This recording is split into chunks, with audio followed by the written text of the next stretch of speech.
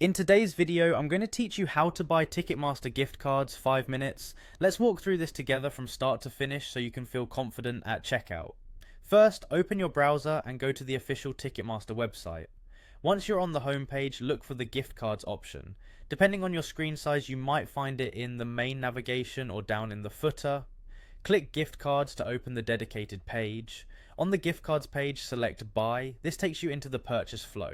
You'll see options for who the gift card is for. Choose for me. This is a straightforward way to purchase and have the card sent to you, and you can still share it later if you're gifting it. Next, pick a gift card. This usually means choosing a design or style for the card. It doesn't change how the card works, but it lets you personalize the look.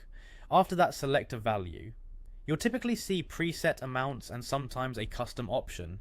Choose an amount that covers the kinds of tickets you have in mind, and keep in mind fees and taxes at checkout when planning your budget.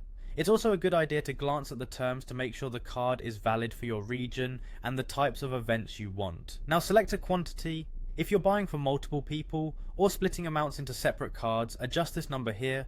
The page will usually show you the updated subtotal so you can keep track. Click where to send your gift card to set the delivery details. Enter the required fields carefully. For digital delivery, you'll typically provide the recipient's name and email and can add a short message. For physical delivery, you'll enter the mailing address exactly as it should appear and make sure everything is spelled correctly to avoid delays.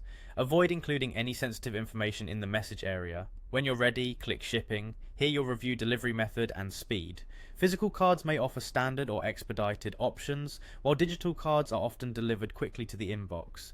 Check estimated delivery time so the card arrives when you need it. Review any shipping costs, taxes or fees before continuing.